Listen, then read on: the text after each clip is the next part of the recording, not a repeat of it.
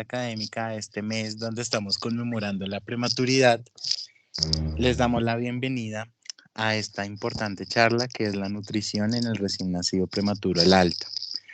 Para esta charla para mí es un gusto presentar a Geraldine Vargas Salamanca, quien es profesional en nutrición y dietética de la Pontificia Universidad Javeriana, magíster en ciencias biológicas de nuestra universidad con formación y experiencia en nutrición infantil. Está activa en la línea de investigación de nutrición materno-infantil, adicional a ser a una de las nutricionistas que hace parte de la clínica de falla intestinal de nuestro hospital. Desde el semillero en neonatología de la Pontificia Universidad Javeriana, te damos la bienvenida. Geraldine, muchísimas gracias por tu tiempo y por tu disposición para la charla. Bueno, muchísimas gracias por esa presentación, Iván, y a todo el comité organizador, sobre todo pues por esta invitación a participar en la celebración del mes del recién nacido prematuro. Inicialmente pues yo les quiero contar un poco del tema. Realmente estuvimos hablando con Iván como pues cuál era el tema que más podía interesarles y en realidad es un tema muy interesante, hay mucha literatura, pero pues como no tan concluyente, entonces nosotros vamos a sacar nuestras propias conclusiones a partir de esta revisión. Para iniciar, pues vamos a hablar un poco como de un tema pues, de introducción, el modo de alimentación, el riesgo nutricional y la alimentación complementaria del recién nacido prematuro y un breve resumen que pues digamos que va a consolidar lo que vamos a hablar el día de hoy. Entonces, a manera introductoria, a mí siempre me encanta esta diapositiva porque es lo más importante, digamos que es nuestro quehacer diario y nosotros deberíamos empezar a hablar de la nutrición durante esos primeros 1000 días. Ya ahora hablamos de 2000 días, pero pues estos primeros 1000 días son los en los que nos vamos a enfocar el día de hoy. Y pues esta es nuestra etapa. Aquí, ahí ven el cursor. Si lo muevo, ¿no? Sí, señora, sí se ve. Sí, Gerald. Gracias. Entonces, aquí vemos la época entre pues la prematurez y el primer mes de vida de ese recién nacido. Y aquí en la parte de alimentación pues tenemos un logro muy importante que es la lactancia materna. Y vamos a ver cómo a lo largo de la, digamos, de la charla esto cobra mayor importancia en esa nutrición al alta hospitalaria. Esta imagen a mí, pues digamos que fue la más reciente que encontré, es un reporte del 2022 de la OMS en donde se muestra la cantidad de niños que están, pues digamos, el número de muertos de los 0 a los 24 años. Si ustedes se pueden dar cuenta, el 70% de esas muertes son niños menores de 5 años. Y en cuanto a las causas, sí, esta es la imagen más reciente que tengo, porque en realidad no encontré una más reciente. En 2012, si ustedes se dan cuenta que esa principal causa de muerte en los niños menores de 5 años, pues son las causas neonatales. Y de esas 44%, el 35% son complicaciones de la prematuridad. Entonces esto empieza a cobrar mayor importancia que durante esos primeros 1000 días, pues un gran porcentaje de los niños se mueren y estos son recién nacidos prematuros. Entonces, para nosotros poder enfocar ese modo de alimentación y cómo lo podemos, digamos que mejorar, empezamos a hablar del recién nacido prematuro, que es con extremadamente bajo peso al nacer y con muy bajo peso al nacer, pues la primera herramienta que tenemos es la nutrición parenteral. Siempre debemos pensar en ella, en este tipo de pacientes, para poder subsanar esos déficits que pueden cursar estos pacientes. Debemos también tener en cuenta que pues algunas alteraciones como la succión en los niños menores de 32 a 34 semanas de edad gestacional, el riesgo de apnea, bradicardia o de saturación, pues nos hacen pensar en iniciar una nutrición enteral hasta más o menos a la semana 33 o 34 de edad corregida. Y aquí pues encontré algo que nosotros no ponemos muy en práctica y es administrar la nutrición enteral en infusión continua, porque esto puede favorecer mejor la tolerancia. Digamos que nosotros siempre le damos el chance a que tolere la infusión intermitente, que sea cada 3 horas, que sea lo más fisiológico posible, pero que ellos recomiendan que los niños menores de 1250 gramos y los que no están hemodinámicamente estables, pues podamos contemplar una infusión continua. La leche materna, pues nuestra herramienta principal, ustedes como bien saben, favorece el sistema inmune, el neurodesarrollo, es súper importante en los niños que tienen mayor riesgo del estado nutricional, pero en algunos casos, sobre todo en los prematuros, pues debemos considerar la fortificación de esa leche materna porque empezamos a quedarnos cortos con el aporte nutricional.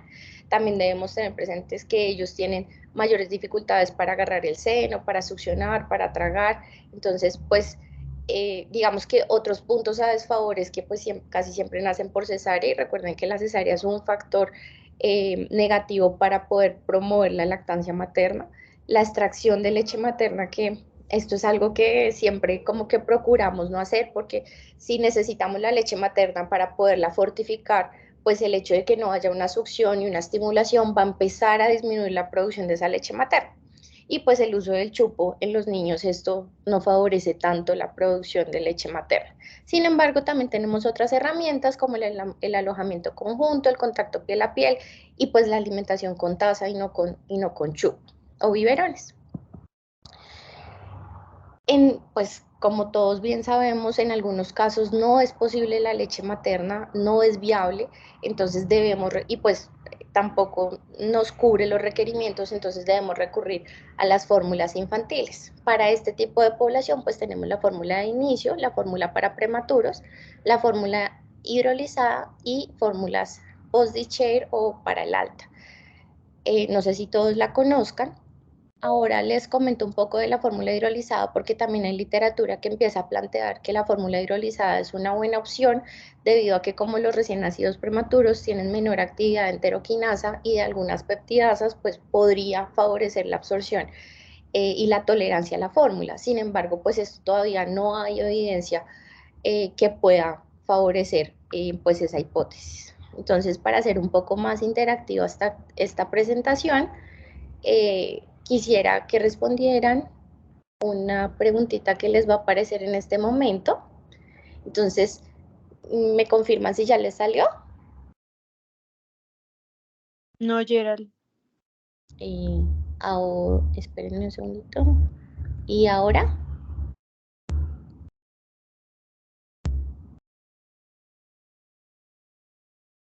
No, ahí se ve, dice sondeo. En el chat. ¿No les aparece una encuesta? Sí, doctora. Sí, sí está apareciendo ya. Entonces, ¿cuál es la fórmula que contiene 75 kilocalorías por cada 100 mililitros?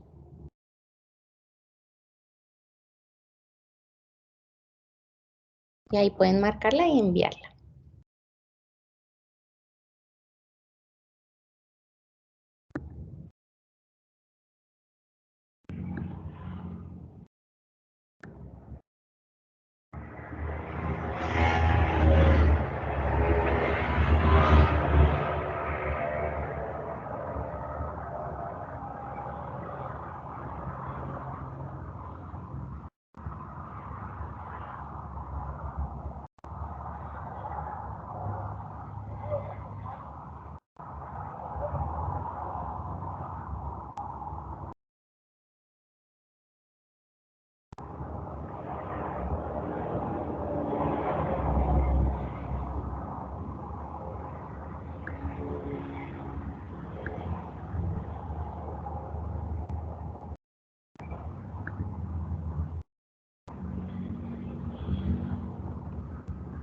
Bueno, vamos 14 respuestas.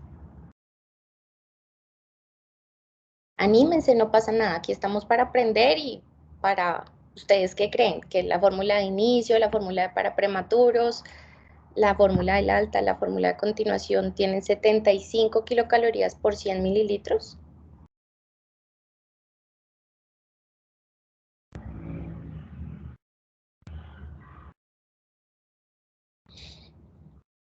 Bueno, entonces aquí, esperen a ver si puedo mostrar los resultados.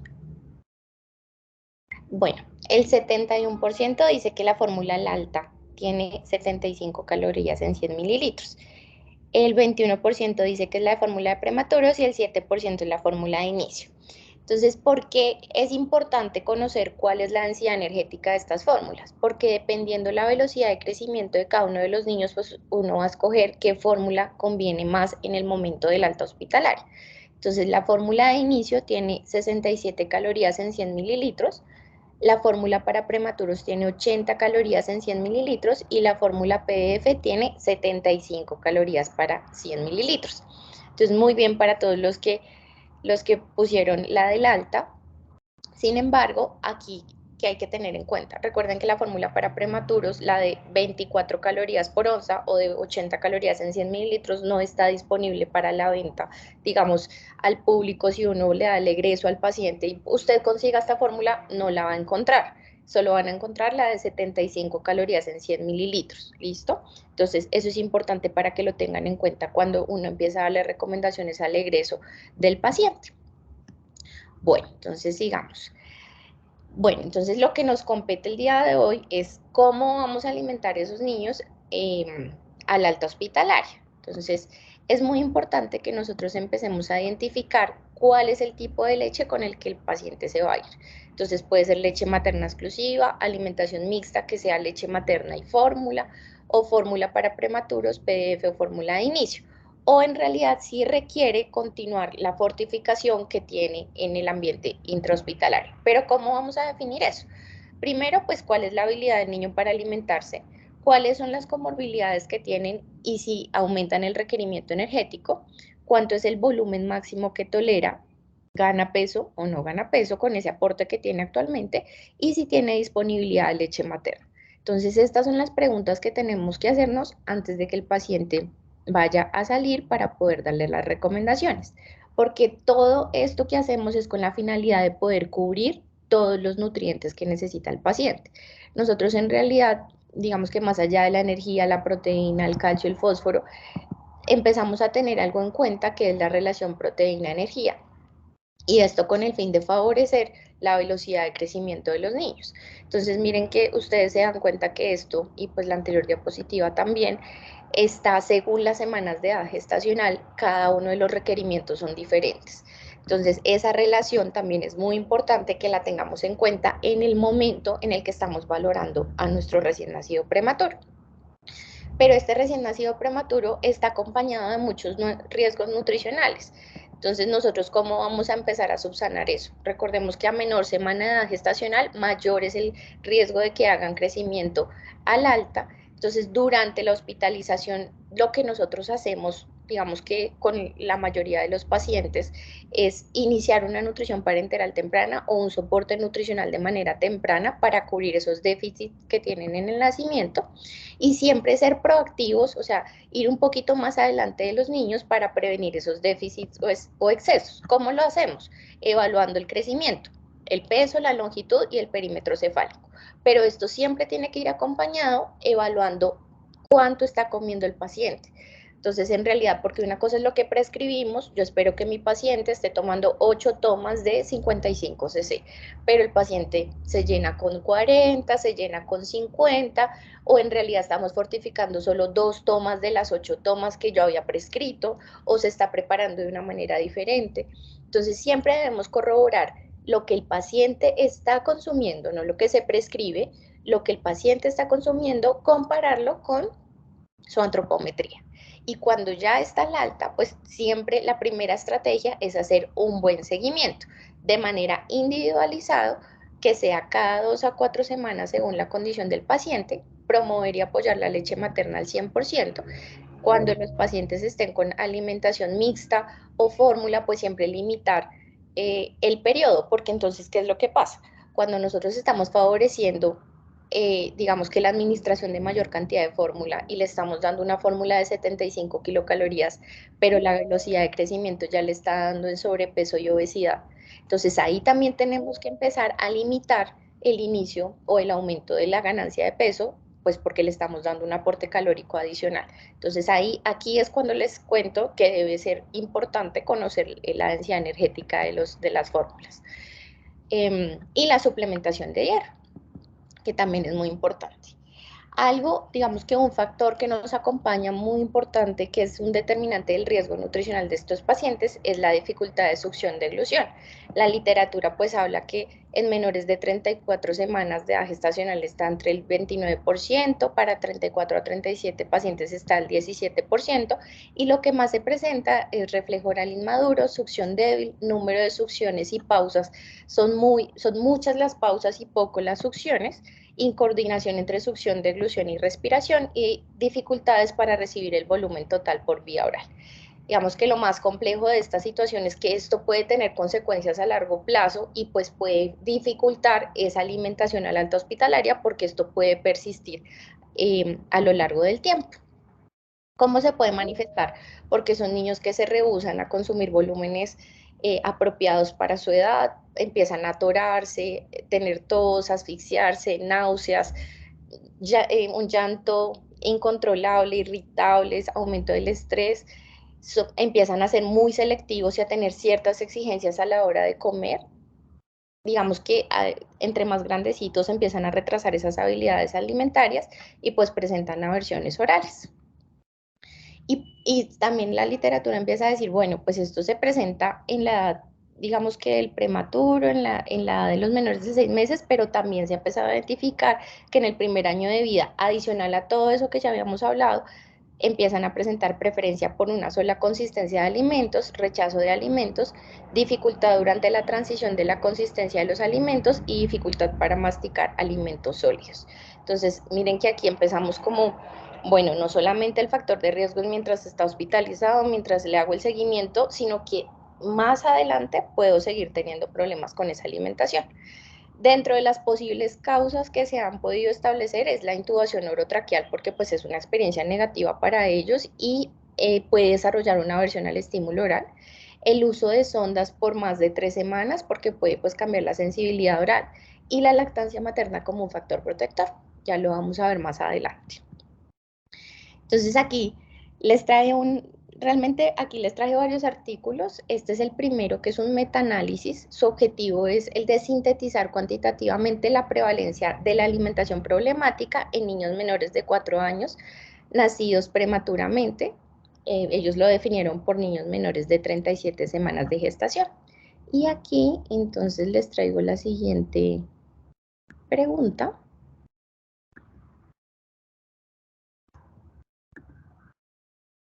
Ahí ya les aparece, o todavía no.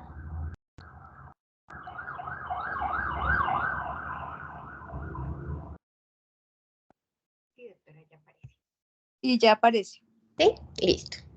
Entonces, ¿usted considera que la prevalencia de problemas alimentarios de los niños recién nacidos prematuros es menor de del 50% a los 24 meses de edad? ¿Sí o no?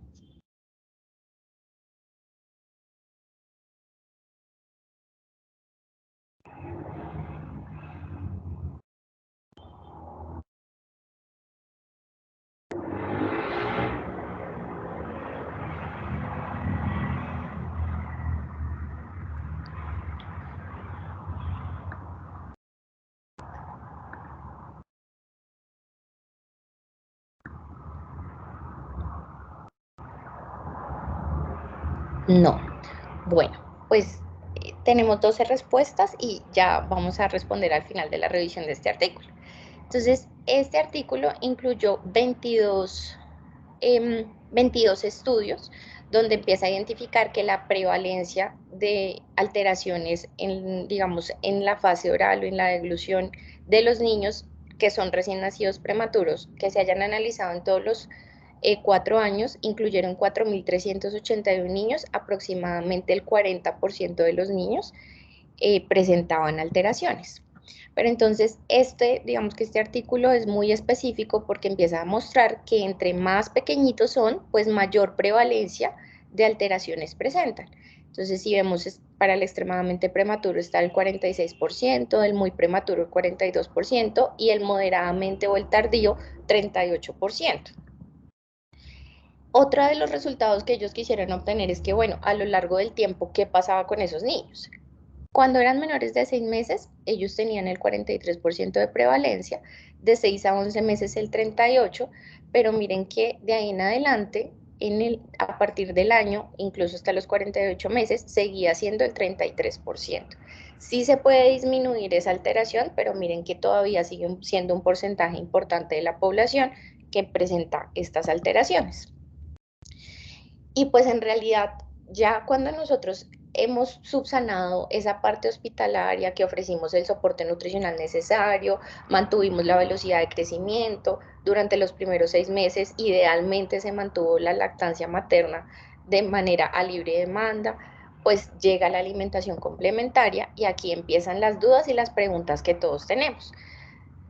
Recuerden que la alimentación complementaria pues está definida para... bueno, pero esperen que aquí tengo otra preguntita. Está definida a partir de los 6 meses en un recién nacido a término hasta los 2 años de vida, ahí ya deja de ser alimentación complementaria, y en esta población pues empezamos a preguntarnos cuándo será el mejor momento, porque esto definitivamente puede ser un factor determinante para pues favorecer o empeorar esas alteraciones en la deglución. Entonces, esta tercera pregunta, dentro de todas las que hemos hablado, las alteraciones de la deglución, a ver si ya les aparece. ¿Cuál cree usted que es la más frecuente en la población del recién nacido prematuro?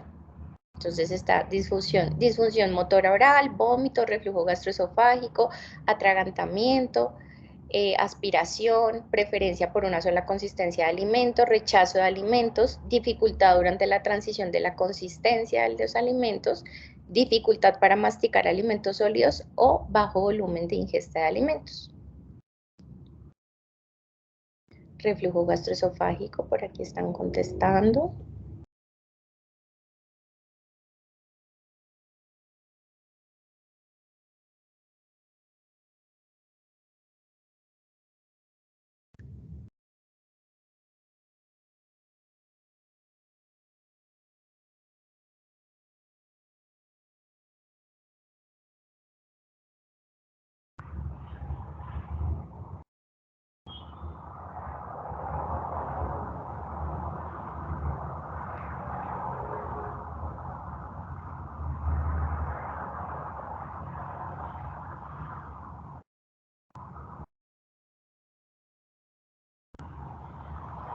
Bueno, hasta este momento han respondido 12 personas y la que más va punteando es reflujo gastroesofágico. Bueno, la respuesta anterior entonces era menos del 50% de la población a los 24 meses de vida todavía tiene alteraciones, ¿listo? Entonces esa ya nos quedó contestada. Esta, vamos 14 respuestas y sigue punteando el reflujo. Bueno, entonces ya ese la vamos a responder más adelante. Mientras tanto, listo. Y para eso les traje, creo que son 3 o 4 artículos para que podamos consolidar qué rol tiene la alimentación complementaria, en qué momento debemos usarla y qué es lo que más se presenta en estos niños. Entonces, este artículo tenía como objetivo investigar si existe dificultades para introducir la alimentación complementaria en los lactantes prematuros de 6 a 24 meses de edad corregida. En cuanto a características sociodemográficas, pues la mayoría de los niños eran muy prematuros, eran muy bajo peso al nacer, la mayoría de los niños recibieron leche materna exclusiva, tenían hábitos parafuncionales, que estos son hábitos que no favorecen al desarrollo de las funciones oromotoras, y el que más frecuentemente se presentó fue el uso de chupo y de biberones. El 52.6% de los niños usaron soporte ventilatorio y el que, digamos que en esta población, la disfunción neuromotora que más se presentó, o digamos que la sintomatología que más se manifestó para poder identificar si tenían alguna dificultad en la alimentación, es que se rehúsan a abrir la boca.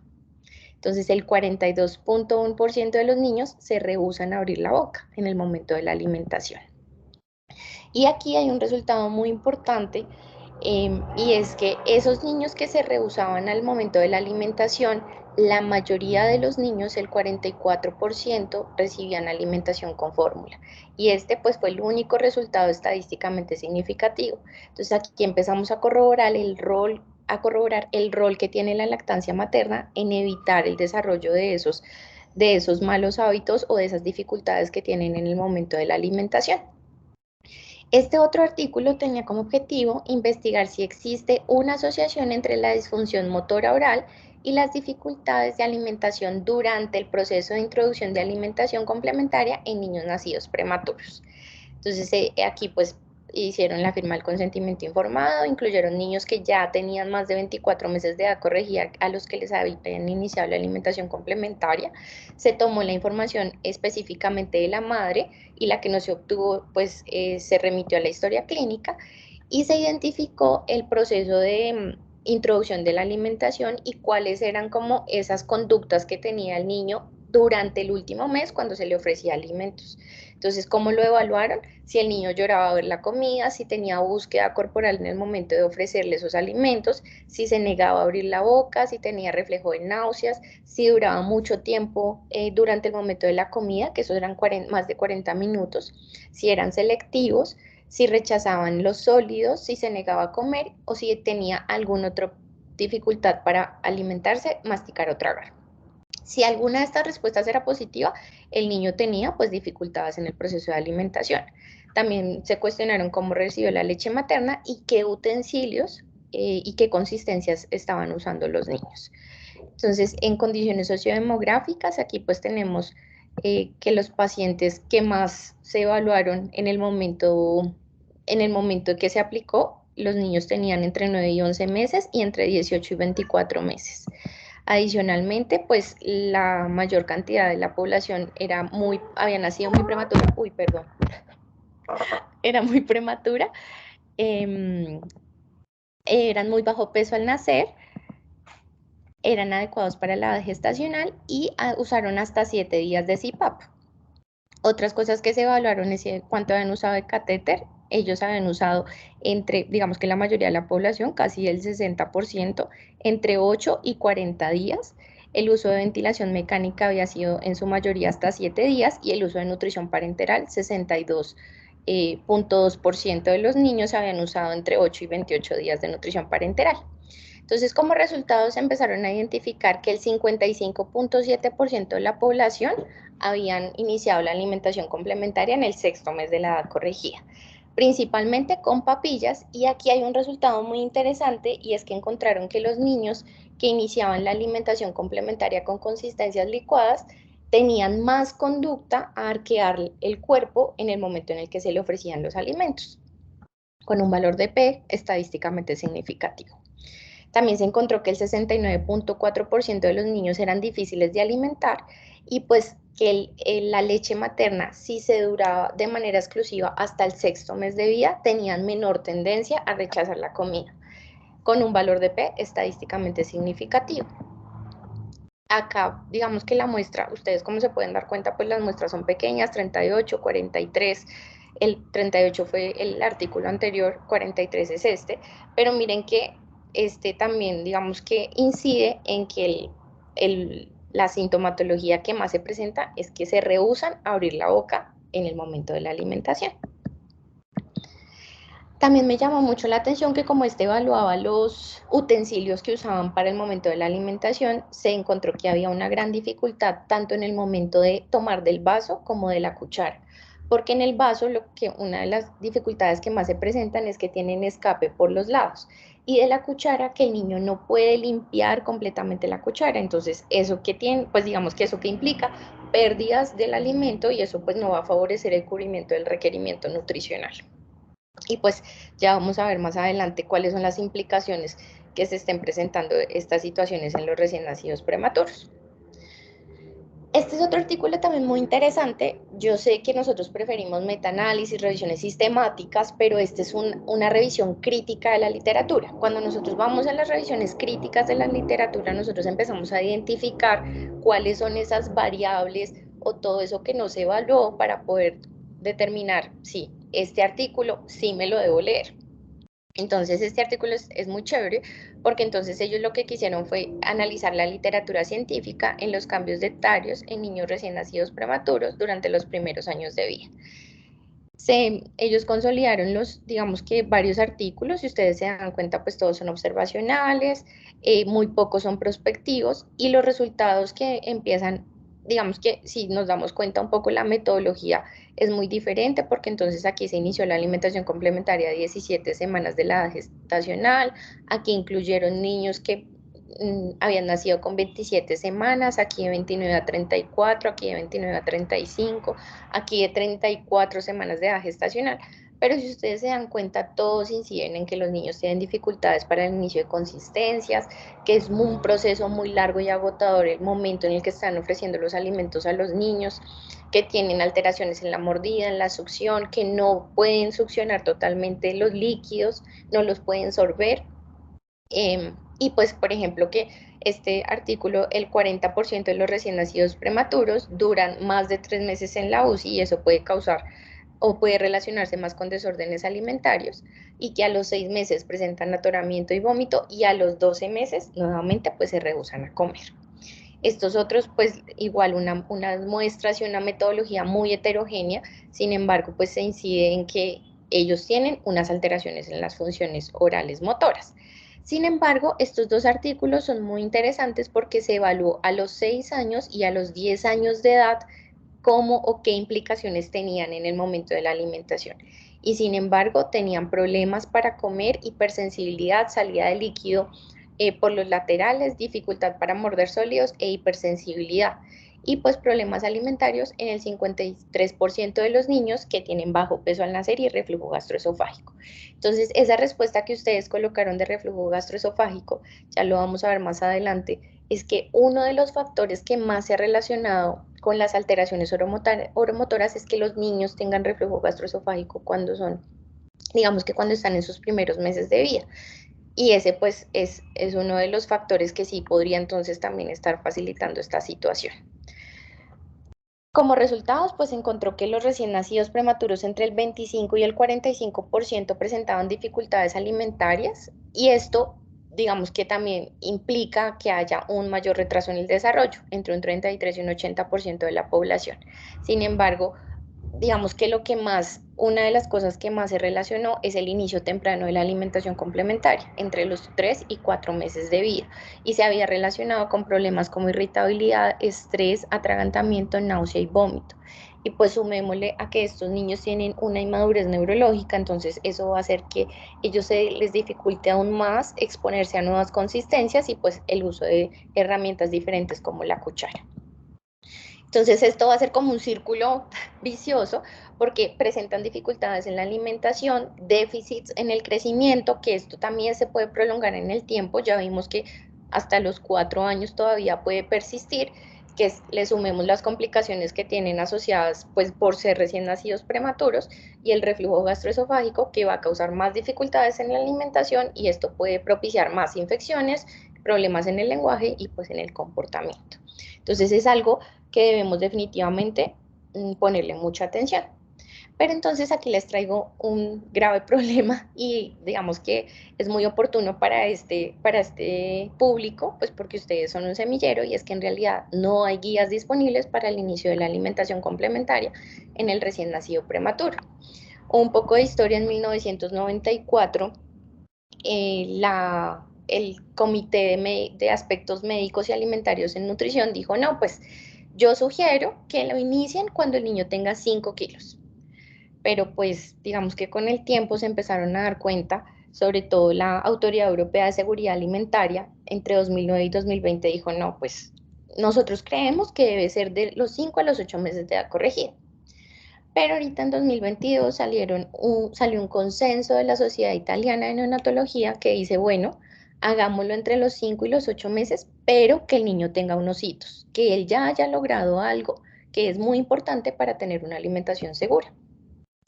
Entonces, como habíamos hablado anteriormente, la alimentación complementaria está definido como el proceso que se inicia cuando la leche materna no es suficiente para lograr los requerimientos nutricionales de los niños. Esto es según la guía de OMS 2003. No revisé la guía 2023 porque leí unas cosas de las cuales no estoy tan de acuerdo. Pero la guía de 2003, pues aquí no incluye recién nacidos prematuros. Entonces, digamos que la Sociedad Italiana, la Sociedad de Neonatología y la Sociedad Pediátrica de Gastroenterología, Patología y Nutrición, las italianas, hicieron un consenso y digamos que este va a ser como el que vamos a empezar a evaluar, pero pues unido con otras revisiones. ¿Listo? Entonces, la primera pregunta es, ¿cuándo se debe iniciar la alimentación complementaria en el recién nacido prematuro? Recordemos que todo está con base en estudios observacionales. Los alimentos, pues, digamos que uno de los peores problemas es, bueno, se inicia la alimentación complementaria, pero el alimento con el que se inicia no es el adecuado y esto siempre debe estar acompañado de un grupo multidisciplinario para poder evitar o disminuir la incidencia de esas aversiones orales y poder tratar esas comorbilidades que presentan estos niños. Si nosotros hacemos muy rápido la alimentación complementaria, entonces tenemos mayor riesgo de ganancia de peso, de alergias y de anemia. Pero si la hacemos muy tardíamente, tenemos mayor riesgo de trastornos de la conducta alimentaria.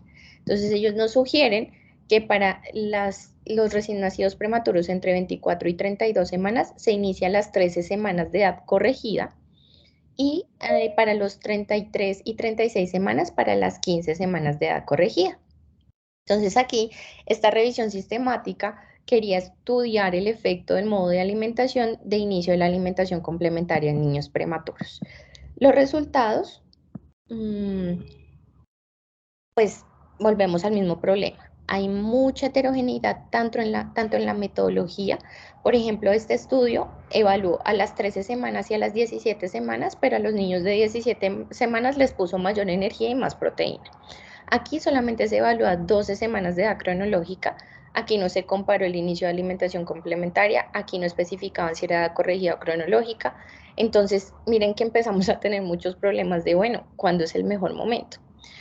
Sin embargo, este artículo, que vamos a revisarlo más adelante, evalúa el inicio de la alimentación complementaria entre el mes 4 y 6 de edad corregida.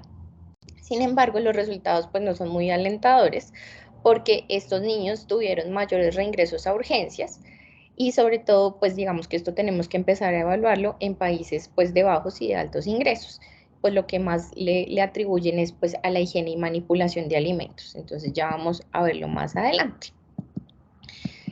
¿Cuál es la conclusión de este estudio? Pues que no hay una directriz para lactantes prematuros y esto hace que, digamos que relacionado con el aumento de sobrepeso y obesidad que estamos teniendo en los niños, se debería hacer un ensayo controlado aleatorio que esté muy bien diseñado para proporcionar más información de cuál es el mejor momento para poder iniciar la alimentación complementaria y qué efecto tiene en el peso de esos lactantes prematuros. Entonces, hasta este momento, pues digamos que nos quedamos con la sugerencia del consenso, que nos empieza a decir, listo, lo podemos hacer en la semana 13, en la semana 17, dependiendo de su semana de edad gestacional, pero con ciertos hitos. Entonces, ¿cuáles son esos cambios que se requieren para el inicio de la alimentación complementaria? Entonces, es muy importante que empecemos a identificar que haya una madurez en los músculos del cuello y el tronco de los niños, porque esto pues va a facilitar la adquisición de ciertas habilidades motoras orales y pues que la alimentación sea segura. Entonces aquí vamos a buscar dos tipos de motricidad, la motricidad fina y la motricidad gruesa.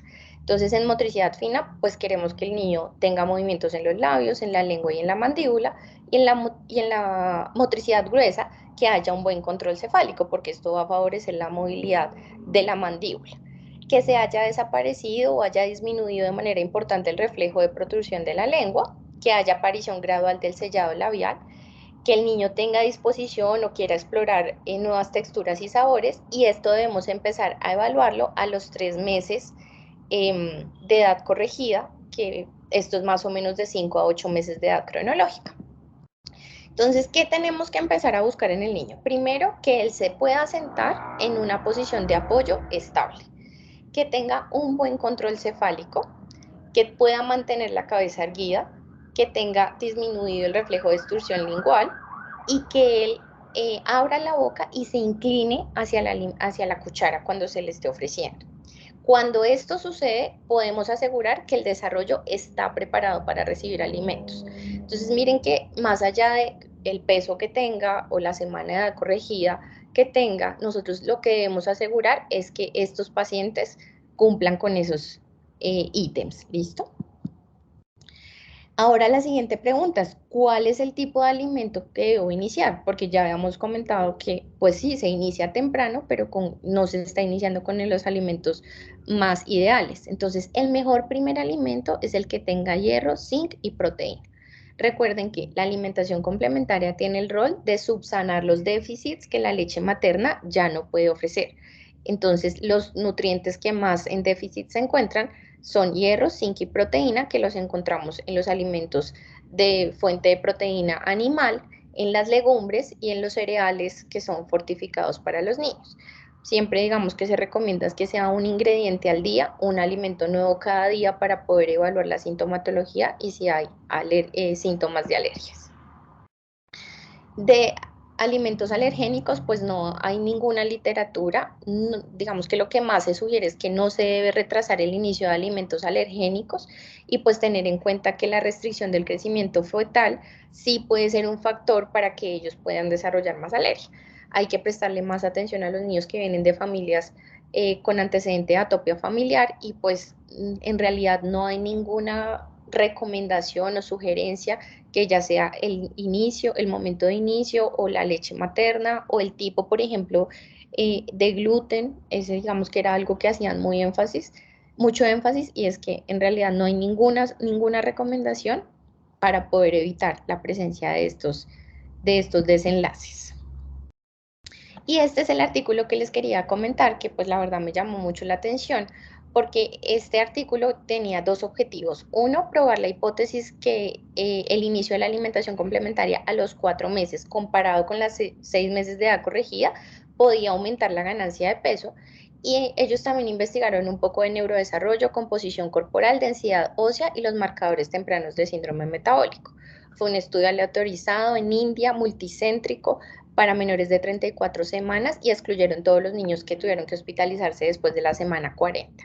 Una persona, que fue la misma, asesoró a todas las familias durante 4 a 6 meses con herramientas audiovisuales en cuanto a frecuencia, cantidad, consistencia y textura de alimentos, especificó en recetas, habló de higiene, alimentación receptiva y consumo de leche materna, resolvió todas las dudas, entregó folletos y pues hasta enseñó los utensilios que debían usar los niños para el consumo de alimentos.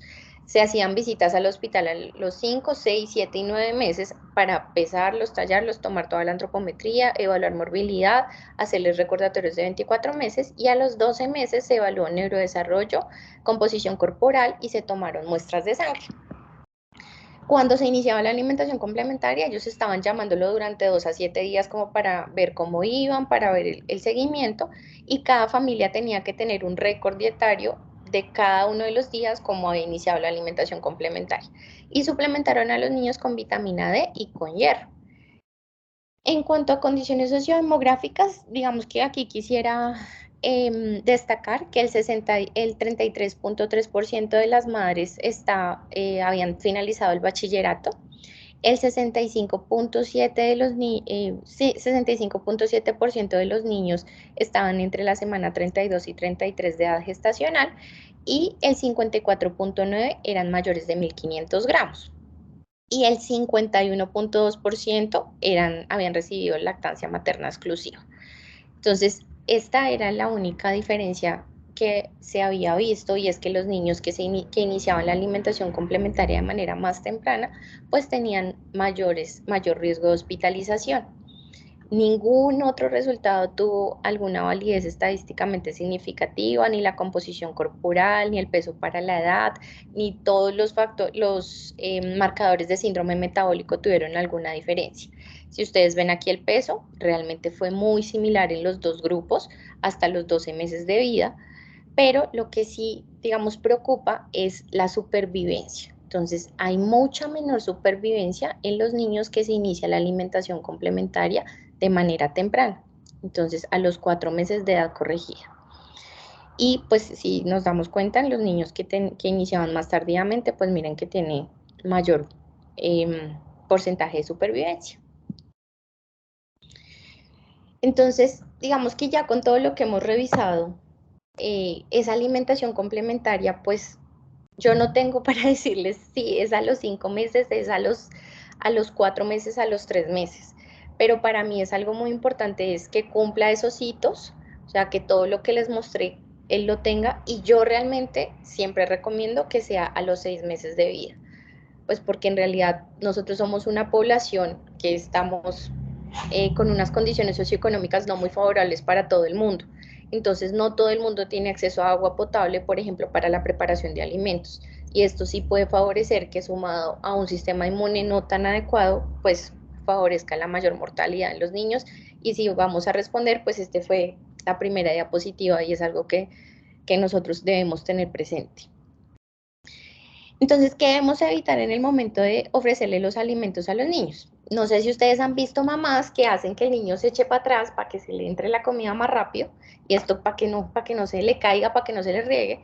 Entonces, la posición inclinada en el momento de alimentarlos es una acción o una actividad muy inadecuada, porque lo que hace es que, pues sí, le favorece que el niño se le mete toda la comida, pero esto va a promover que él no desarrolle habilidades alimentarias, que él no sepa qué hacer con la comida, al igual que los alimentos licuados. No sé si alguno de ustedes ha visto niños de 4 años todavía con alimentos licuados, o que cogen y los obligan y les embuten la comida, o con jeringas.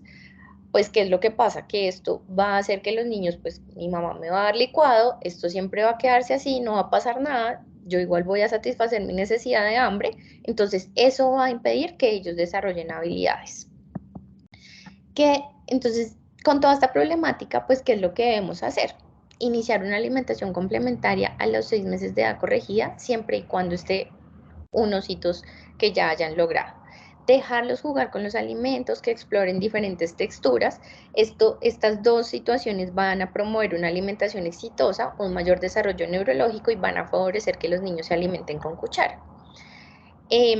Estimulación, digamos que interactúen también con los padres, porque entonces pues los ponen con la comida, o mire a ver cómo, no, que los padres también interactúen con la alimentación, y esto va a lograr una adaptación más fácil para habilidad, digamos que para que desarrollen una adecuada alimentación, y que haya un seguimiento regular, principalmente pues por fonoaudiología, que ellos les van a enseñar todas las herramientas, utensilios y consistencias, y adicionalmente pues por pediatría, nutrición y psicología, que van a cubrir los otros, digamos que los otros temas problemáticos en esta población. Entre más temprano sea el seguimiento, pues mucho más éxito va a haber en evitar que desarrollen esas alteraciones. La educación es algo muy importante, porque entonces nosotros debemos empezar a educar a la gente de cuáles son las consecuencias de introducir de manera temprana los alimentos. Aquí les traje dos, ya se las pongo en el chat, dos links que nos ayudan mucho, por ejemplo, con material educativo para los padres. Está en inglés, pero pues uno puede adaptarlo a español, o incluso en versiones en español hay unas que otras, y aquí podemos hablar de tipos de alimentos, de grupos, de porciones, digamos que pueden revisarlo, y están muy chéveres. Y pues algo que no puede faltar para este semillero, y que son ideas que en realidad debemos empezar a trabajar en esto, porque hay un bache muy grande en la alimentación, digamos, del recién nacido prematuro cuando ya es más grande, y es, por ejemplo, el efecto de la alimentación complementaria, en el neurodesarrollo, el efecto de la leche materna fortificada. Digamos que ahí pues tenemos el problema que les comentaba de, pues, si yo la extraigo voy a disminuir la producción de leche materna. La introducción de alimentación complementaria y el aumento de exceso de peso en los niños prematuros, porque se dieron cuenta, pues era información muy heterogénea. Cómo fomentar cambios en la composición corporal para aumentar la masa magra. Ayudar a reconocer las dificultades en el proceso de alimentación y evitar el daño en el proceso de alimentación. Estudios prospectivos que desarrollen instrumentos que validen que sean validados y permiten guiar a los profesionales en el manejo de la alimentación adecuada en niños prematuros.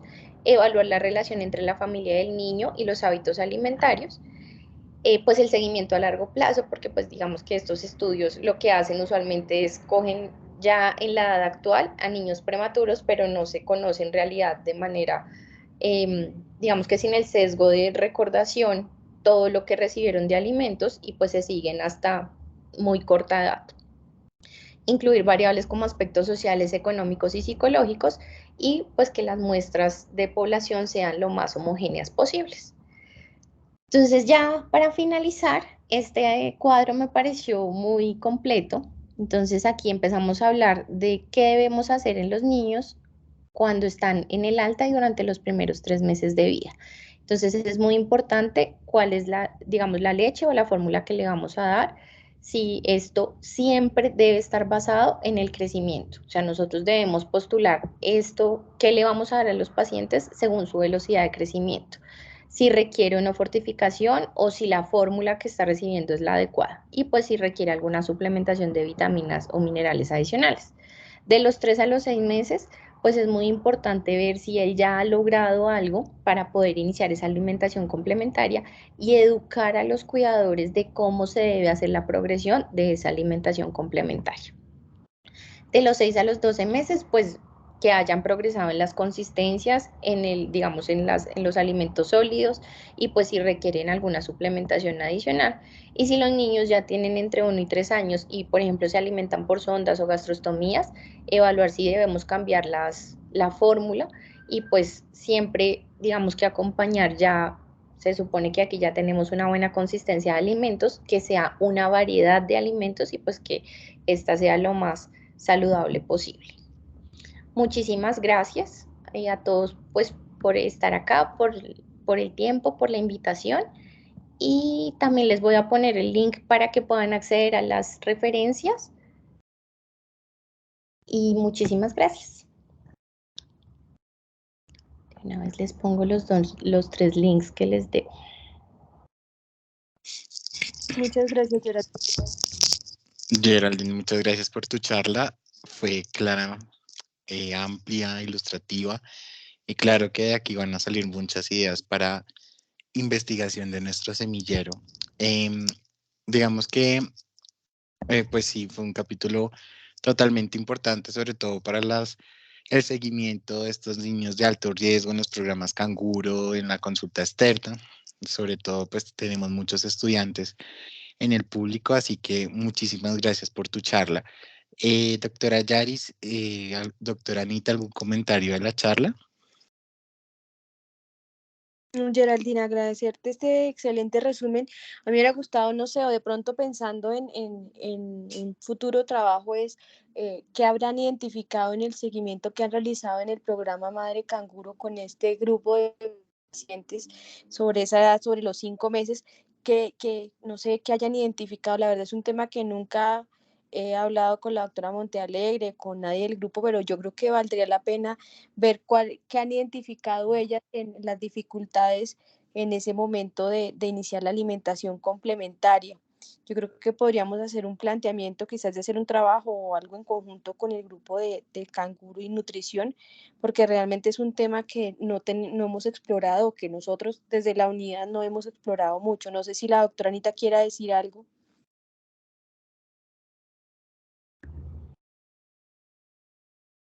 Sí, la verdad creo que nos hace falta retomar aquellas reuniones que estábamos haciendo y demás para discutir muchos temas que creo que tenemos que ponernos de acuerdo y pues aprender todos de todos.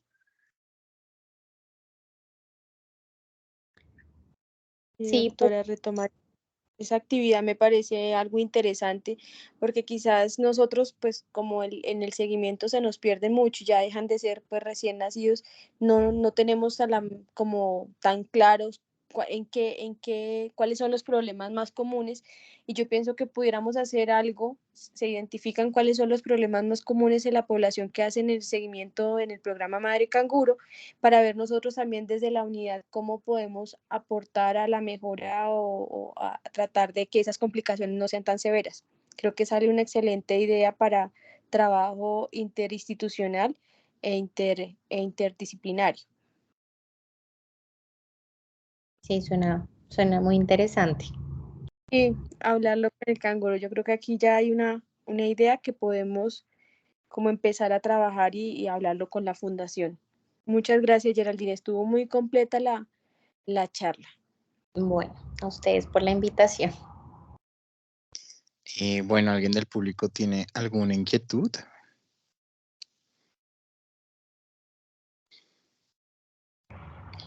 Bueno, no veo manitos levantadas. Entonces, a todos muchas gracias por su asistencia. Recuerden seguirnos en redes sociales. En Instagram aparecemos como Natus con doble T, raya al piso, PUJ. Allá van a estar atentos a todas las noticias, a todas nuestras publicaciones, sobre todo en este mes que tenemos tantas actividades preparadas para ustedes.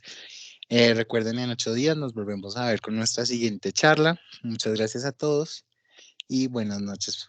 Y nuevamente, Geraldine, muchas gracias por tu tiempo y por tu disposición para la charla.